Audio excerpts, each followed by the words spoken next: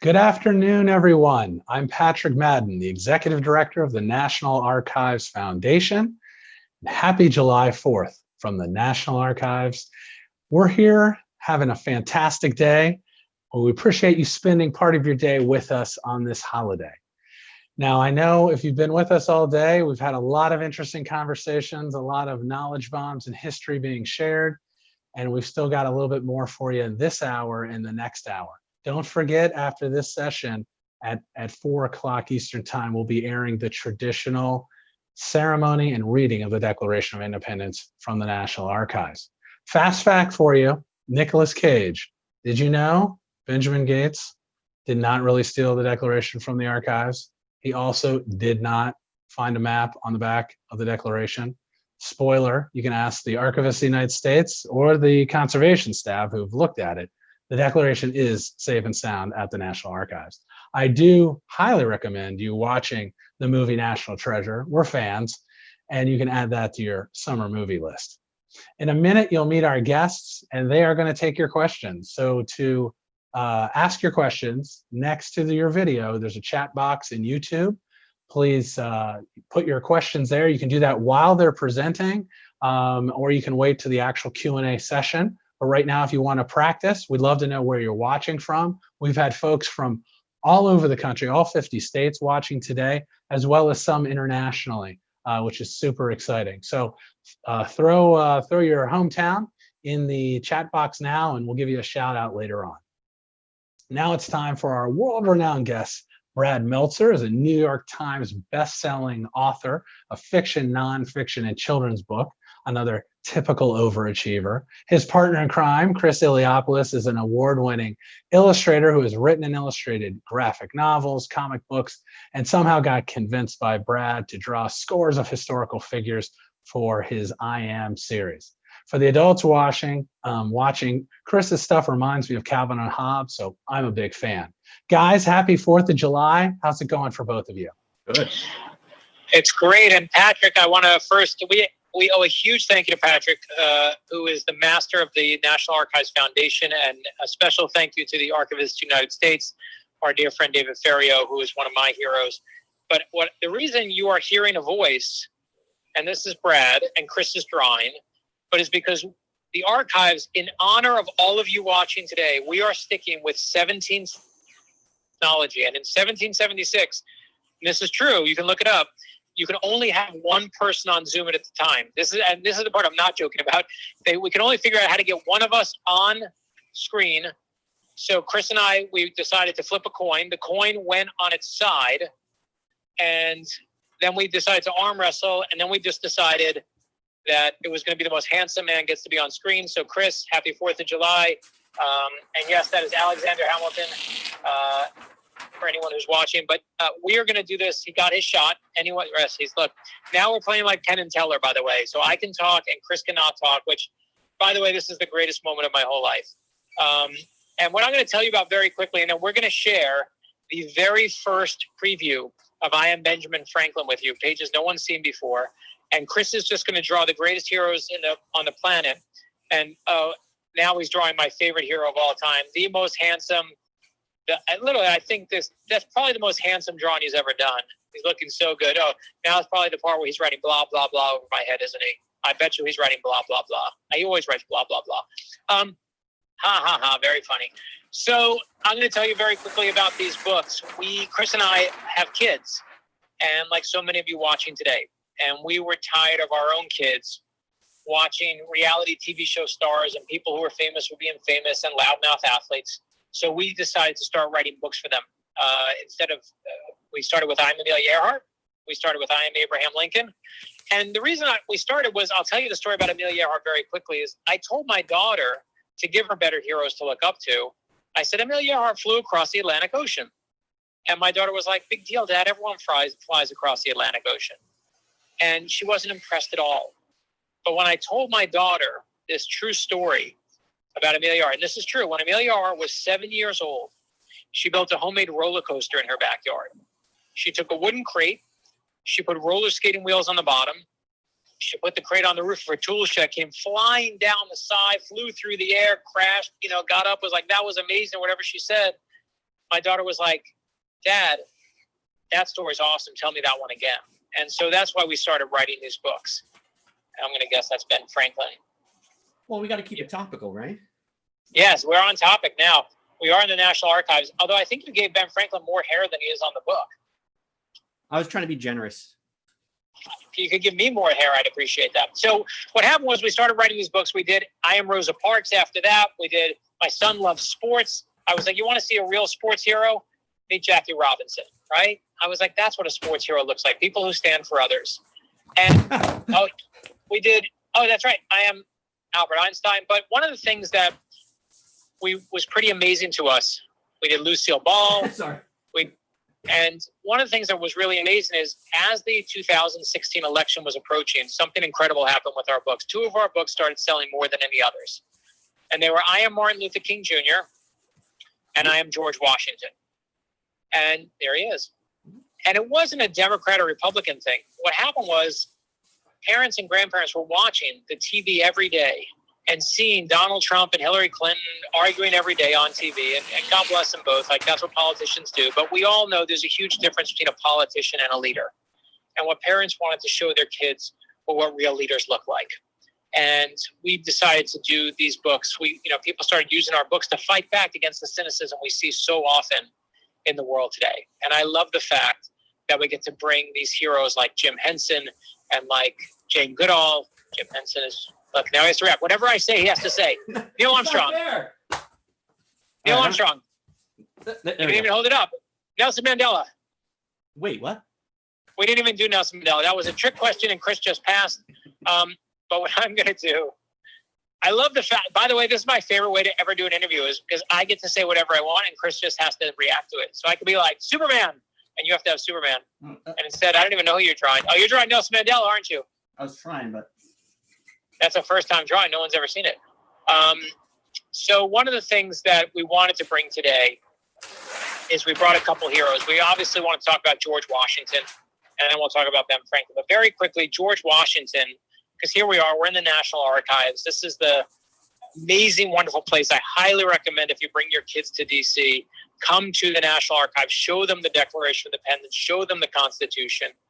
And one of the things that what I love is what we try to talk about is we all know George Washington. He's Sacagawea. Sorry, I'm yes, you can go to Harriet Tubman. But one of the things that I love about George Washington is we all know him from the dollar bill. But oddly, we know so little about him personally. And you'll see that when we tell the story of George Washington, is people will tell you he's the perfect boy. They'll tell you the story about him chopping down a cherry tree, which of course is not true. But with George Washington back then was like most boys. He liked swimming, he liked fishing, he liked riding horses. And he was a decent athlete, but nothing spectacular. But mostly he was an ordinary kid. He was good at math, bad at spelling. And my kids love the fact that George Washington is just like them, right? Good at math, bad at spelling, just like the rest of us. And one of the things we're going to talk about is that in life, and you'll see this in Ben Franklin's life too, there are many ways to lead. You can be a quiet leader, you can be a tough leader, you can be a bold leader, but leadership is not about being in charge. It's about taking care of those in your charge. And that leads us, Brad Franklin. That's me as Ben Franklin. I like that. So let's talk about Ben Franklin. You ready to show? This is going to be the preview. Let's put it up on the screen. We're going to show you. You're the first ones to see. We're going to show you pages no one's seen before of I Am Benjamin Franklin, which is coming out in October. So this is the awesome cover. Notice the fantastic lightning bolt that Chris did, which I think is amazing. And we needed to have it be perfect lightning like Dark Knight Returns. And you'll go to the page after that. You're going to see what I love, of course, is I love any bald men that have done good things with their lives. So this is I Am Benjamin Franklin. But one of the things that we feature in this book and that we brought here, no one has seen this page yet. I don't think anyone's seen it. But this is the moment when you'll see the Second Continental Congress. And there he is. And there's little George Washington. And there's little Ben Franklin. And he says, I'm going to read this to you. So it says, of all my experiments, perhaps the most important one was this one, the American experiment.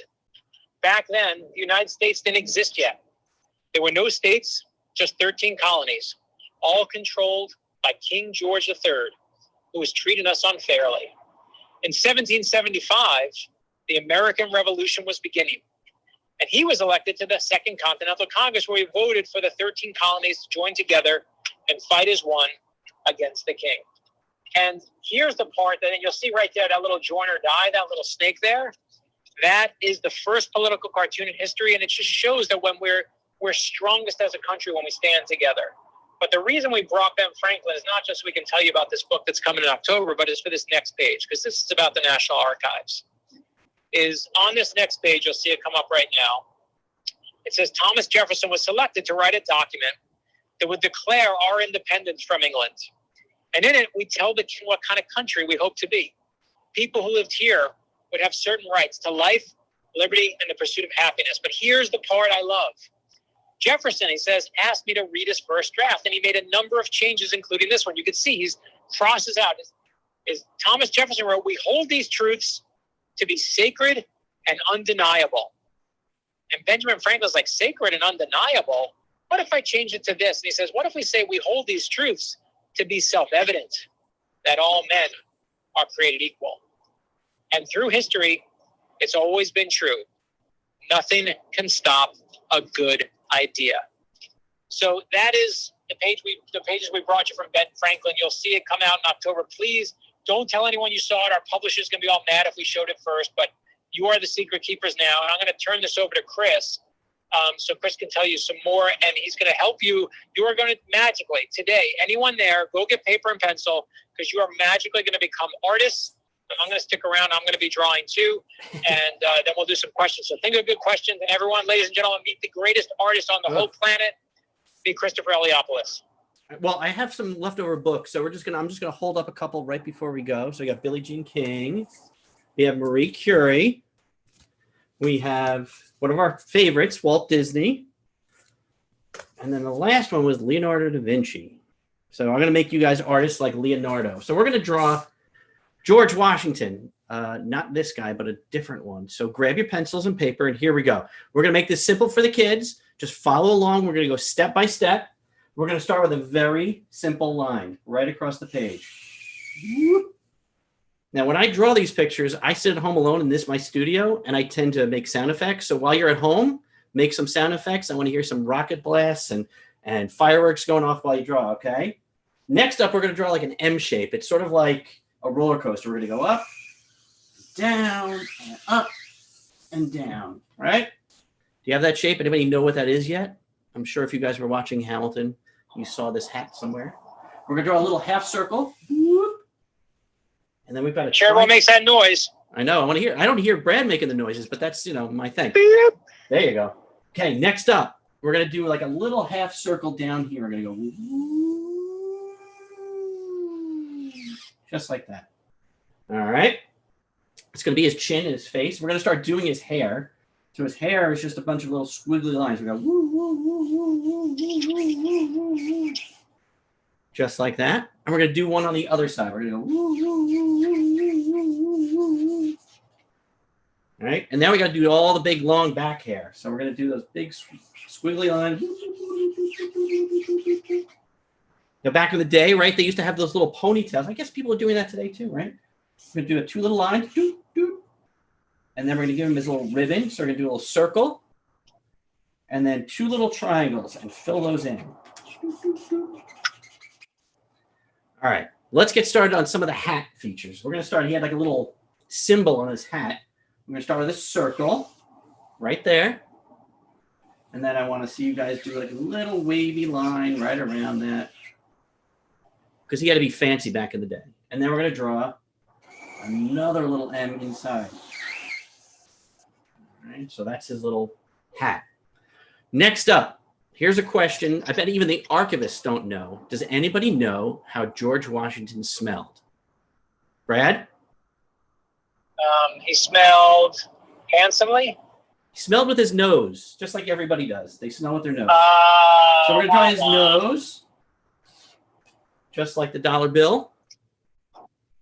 And then we're going to give him a couple little dots for eyes. So I want you to just do a couple little dots on either side of that honker of a nose. All right. Next up, we're going to do a little eyebrow. Boop, boop. Now, we're going to give him a big smile, but he always kept his mouth shut. Brad, why did he keep his mouth shut? Because his teeth were so bad. His teeth were so bad. And he used to wear these fake teeth with contraptions. They had like animal teeth and other human teeth in there. It was really gross. So he always kept his mouth shut. Next up. So back in the day, they used to have these flurry little shirts. So we're going to draw a couple little circles down there. And then we're going to draw a line. Another line. And then one more for his arm. One for his other arm. And then once that's done, I want you guys to just sign your name. This is how I sign my name. But put your first name or your last name, whatever you like, because it's your drawing and you get to show the world that you've become an artist. So other than learning about George Washington, now you can draw him. And I want you to share that with everybody in your family. I want you to video call your grandparents and show them that you can draw George Washington. All right? Sound like a plan? Don't say to Chris, just say you did it yourself. They'll be they'll be super impressed. Yeah, don't mention me. It's all on your own. You figured it out all on your own. So what do you say, Brad, that we maybe open it up for some questions? Yes, and what we should do is we're going to ask the very best question, or at some point, I want someone to ask for you to draw one more hero. But we're going to have someone pick who that hero is going to be. So you have to ask a good question, and if the question is somewhere in there, we're going to draw a couple more heroes. So yeah, let's do some questions. Oh, and very good. Oh boy, I've had a little costume change. Oh my here gosh, that's spectacular! We've got folks. Just so you guys know, we have folks from Dallas, Philadelphia, Alexandria, Florida, Fullerton, California, Marietta, Milwaukee. Some there's New York, Idaho, LA, San Diego, New Jersey. We've got the whole country pretty well covered. So here's the first question. It's a hard biting question. It's going to go to Brad. Brad, who does your hair? Let me tell you something. So many kids are not going to care about this answer, but so many parents are. And I get the number one question that people ask me is, who does my hair? And I'm going to say to you, if you are going bald, I mean this for all the dads out there. If you're going bald, shave your head. Shave your head. You think you look good. If you cut it close, you think, nope, you don't. Don't do the cul-de-sac. Don't do the accountant. Shave your head. It will free you. Chris, you can show them a picture of me in the back of the book so they know exactly what I look like. You can find me in all the books. Chris has hidden me in every single book. There is a picture of me in every single one. So I'm like the bald Where's Waldo. I got you a Mickey hat here. There I'm wearing Mickey ears. But you can find me in every single book. You can find also, I should tell you, these are secrets, but you can find the number 27 is hidden in every book. You can find the next hero that we're doing is always hidden in the book. So if you look at I Am Amelia Earhart, you can find Abraham Lincoln hidden in that book. If you read I Am Abraham Lincoln, you can find Rosa Parks hidden in that book. If you find I Am Leonardo Da Vinci, the newest book that came out, you can find in there Benjamin Franklin. Mm-hmm. And when you're reading I Am Benjamin Franklin, I can tell you that the hero that's going to come out with him is probably our most important hero we have that we've maybe ever done, is we're doing I Am Anne Frank. And that's going to be a really special book. And that's obviously a very long-winded way to say shave your head, but shave your heads, I promise. Not kids, I don't mean you, but the adults, do it, you'll be free. Very Thank you for that personal care advice. Unexpected. Not the way you thought this was going to go, Patrick, huh? But that's what you get when you have live broadcast. So I want to remind folks, questions can be posted in the YouTube chat. We're starting to get some in here. So I think this is probably for both of you. Who's your favorite American hero? Brad, you want to go? Chris, you want to go first? Go ahead. I have to say my favorite is Neil Armstrong, even though I throw his book across the room. Not only the fact that he was the first man on the moon, but the fact that he did it with humility and included everybody. I think he encapsulates the United States. He never said I, it was always we. We did this, we went to the moon together. And he went down to everybody on the list who helped get him there. So for me, Neil Armstrong is the greatest American hero. I will say for me, and let's see if Chris can draw him as I'm talking about him, but right. I have two, but Abraham Lincoln is definitely my favorite president. I just think no one of all the presidents I've studied, Watch how fast he could drive Abraham Lincoln, by the way. It's crazy. No one lives up to all the hype like Abraham Lincoln does. He just over and over does the right thing, even when it's not to his benefit. And I admire that. I think the other hero that Chris and I both look up to is Jim Henson. And when Chris and I were kids, when we were just 7 years old, 6 years old, men like Jim Henson, Mr. Rogers, they came on the TV screens and taught us you could use your creativity to put good into this world. And that is all Chris and I are both trying to do today. And thanks to the National Archives, is trying to use our own creativity to put some good into this world. And it's why, we do our books here, but we also do Xavier Riddle in the Secret Museum on PBS, and we get to now be on that station. That is, by the way, the first Abraham Lincoln and crossover with Kermit the Frog. That's a historically accurate drawing. Abraham Lincoln used to sometimes have a Kermit the Frog tattooed on his hat. He gave all his speeches with a Muppet on his hand. Yeah, we're just misinformation. But I will tell you, again, all that joking aside, because I can't do any historical jokes when I'm at the archives because it's so important to get it right. But that is our best way to say that those are the two heroes for us. That's great, Brad. And actually, you hit on something. We are focusing on historical accuracy, especially today, but we do that every day at the archives. But where are some of the places you've done research as you decide which historical figures to feature? Obviously, you're good friends of the archives and are regular with us doing research. But what are some of the other places around the country? I think folks might be interested in that. Did we lose him? Brad, are you muted? Where'd you go? Oh no, we lost him. I will tell you. Brad, did I lose you? I think you got me back. Oh wait, he's back. Hold on. I got it back. Okay. That was weird. Technology. This is what happens when you use 1776 technology. We have to get like a horse and buggy to take you over here. Did you get the question? I did not hear the question. Sorry. I will sort of lead you in, but I will say recently when we did launch the show, I got a chance to go to the Library of Congress and talk to them a little bit about our Anne Frank book. So for me, I've gotten research from them. I do a lot of reading with books. Brad, where did you get some of your other research? Yeah, so my favorite, and Patrick knows the answer to this because only a man in a red, white, and blue outfit like that knows, that is a patriot. And he knows my favorite place to research is the National Archives. I have worked with the archives for, I think, 5 different novels, plus our TV shows. We filmed Lost History there. We filmed Decoded there. We even had help from them with some of the stuff we did for Xavier Riddle. And the thing that's so great about the archives when you go is, one of the places that they've taken me when I go there is they have these secret vaults.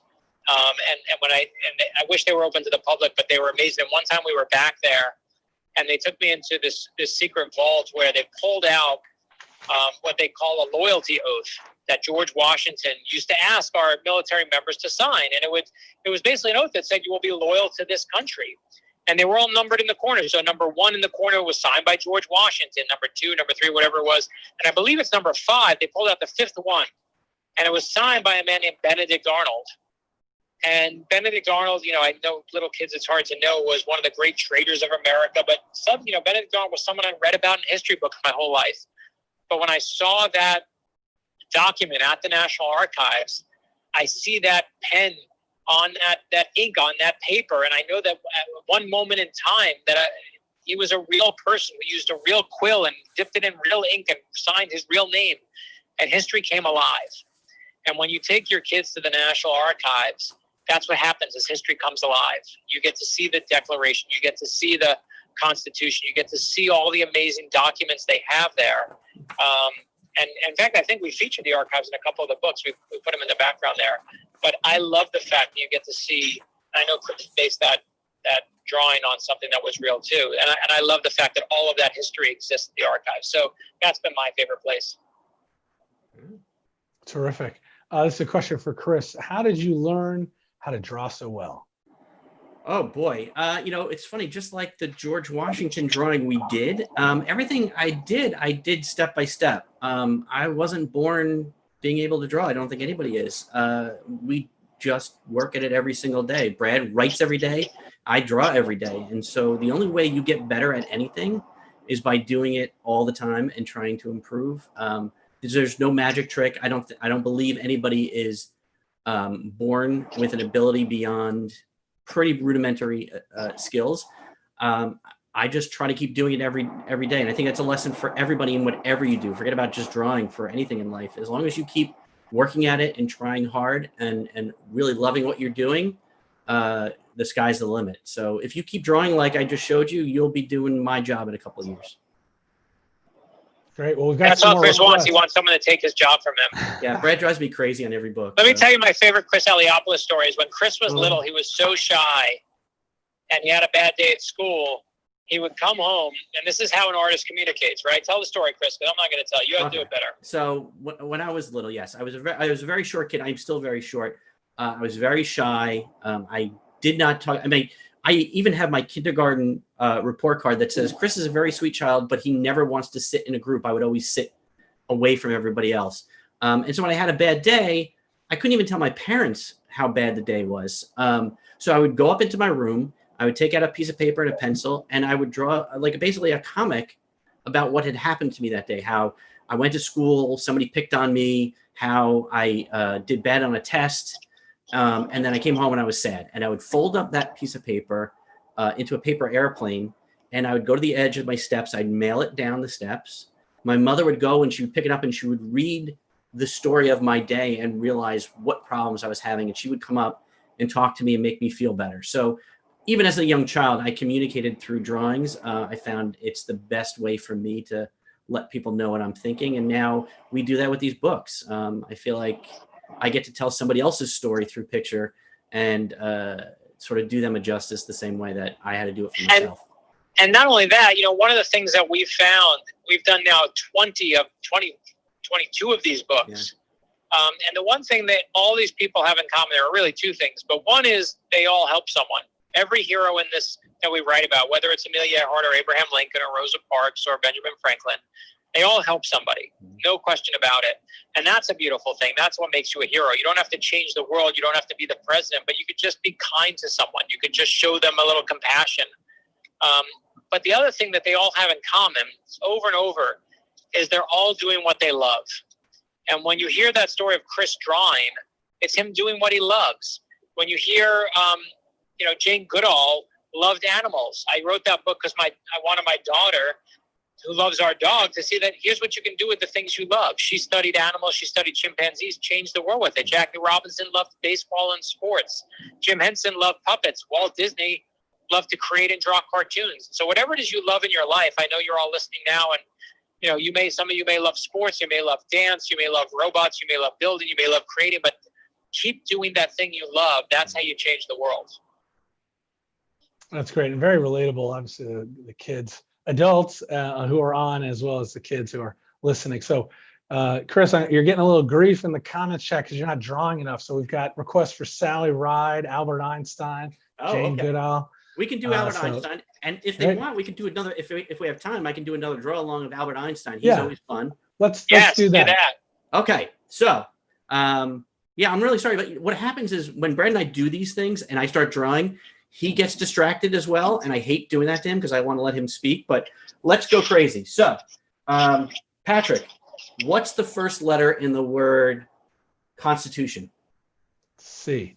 Wow, that took you a long time, Patrick. That was not a trick question, Patrick. So I want everybody to draw a C on the side of their page. And then we're going to draw a U shape right down here. And then we're going to draw another backward C on the other side, all right? Now, with Albert, he had some crazy hair. As we like to say in the book, it looked awesome. So we're going to start with a couple little hairs sticking out over his ears. So we're going to do a couple of U shapes. Then, he's got a hairline much better than Brad and I. So we're going to go like a roller coaster. We're going to go up and down, up and down. And of course, we got to go right to his nose. I won't do the nose joke again, but this time we're going to do a U shape. Like George Washington before, a couple little eyes, dots. Whoop, whoop. Now, I don't know about you guys, but my grandfathers used to have these caterpillar eyebrows. They're really like they never cut them and they kind of grew all over the place. So we're going to do that for Albert. We're going to give him a couple little M shapes. And we got M's. And of course, the second coolest thing besides his hair was like the mustache. It was like so big it covered his mouth. It like probably had soup and food in there for days. So we're just going to do a bunch of U shapes. We're going to go. And there you got a big giant mustache. Now, of course, his hair is the most cool thing in the world. It's awesome. It's big. Like he used to let it grow out and he didn't cut it and he didn't barely probably wash it. But what we're going to do is a bunch of upside down U shapes around his head. We're going to go big or go home.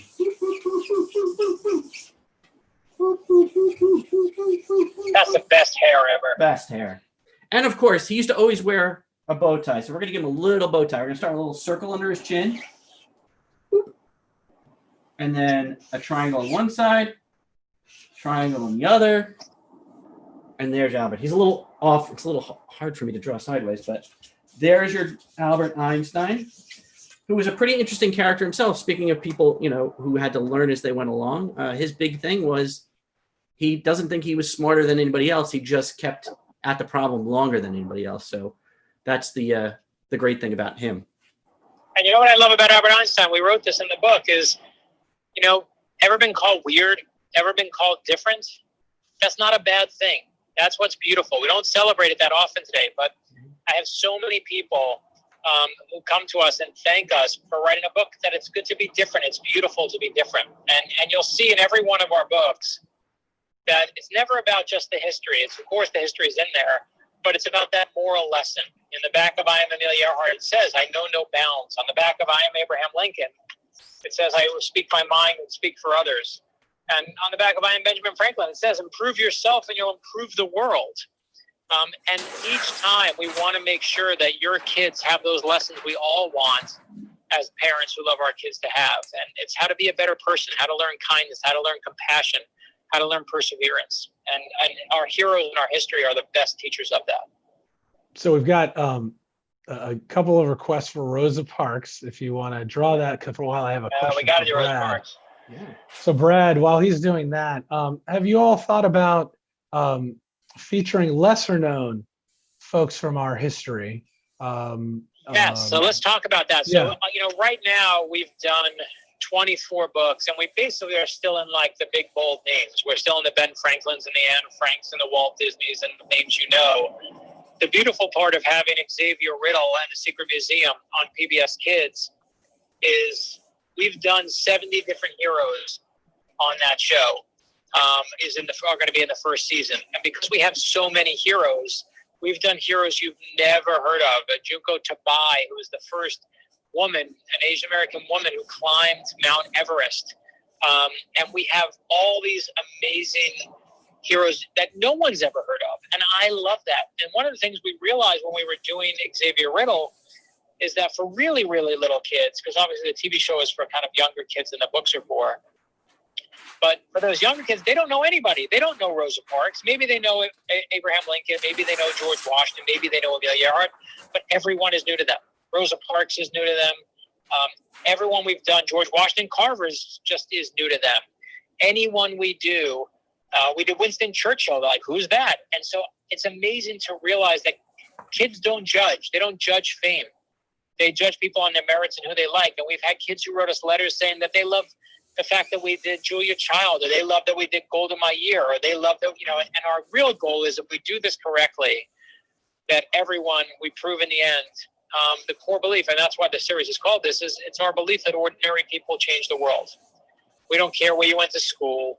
We don't care how much money you make. That is nonsense to us. We believe in regular people and their ability to affect change in this world. It's why we believe in a 7-year-old girl named Amelia Earhart, or an 11-year-old girl, as you can see there, named Harriet Tubman, who we did on Xavier Riddle and is coming up and is one of the most amazing heroes of all. Don't tell anyone I told you. We're not supposed to say we're doing it yet, but we are. Secrets. Uh-oh. Oh, We get Lost losing you a them? little second, Brad? that was going to be the. I was done. I saw you done drawing. I was waiting for Patrick. I was going to say, I thought you were going to give us another secret. We were excited about that. So we're getting close to running out of time here. I don't know if Chris, you want to draw something patriotic for us for July 4th? Yeah. And Brad. Wait, draw Patrick as Uncle Sam.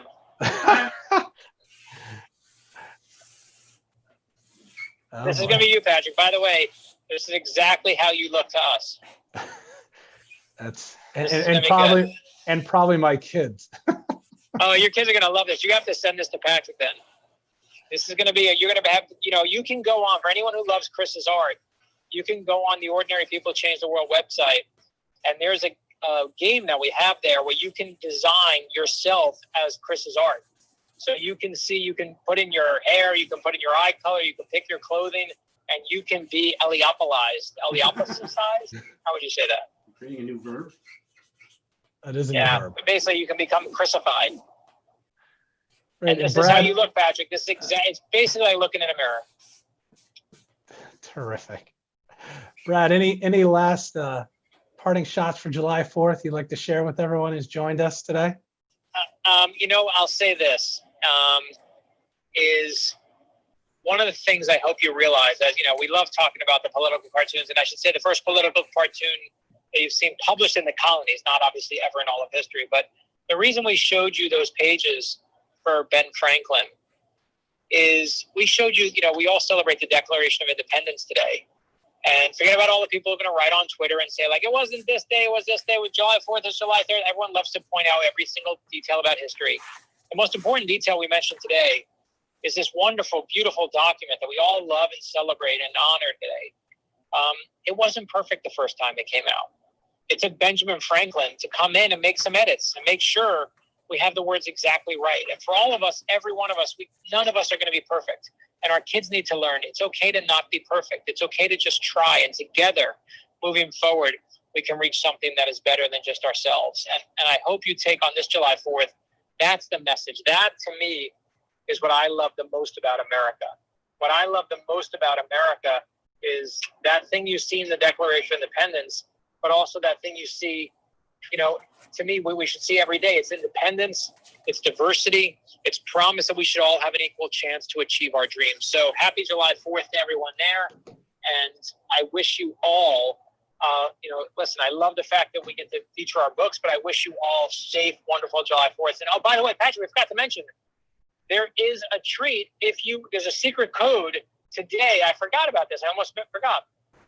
If you go to the archivesfoundation.org, the website, archivesfoundation.org, use this secret code, Liberty50, Liberty50. And if you use that, anything you buy there, except for like some billion-dollar desk, you get 50% off in the archive store today. So archivesfoundation.org, including our books. You can buy our books there today, 50% off.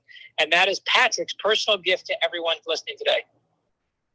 That's it. Well, thanks so much, guys. And this has been such a treat to see this live. For the tips, unfortunately, I wasn't drawing along with you, but I've got it. We'll be watching the video to work on my drawing.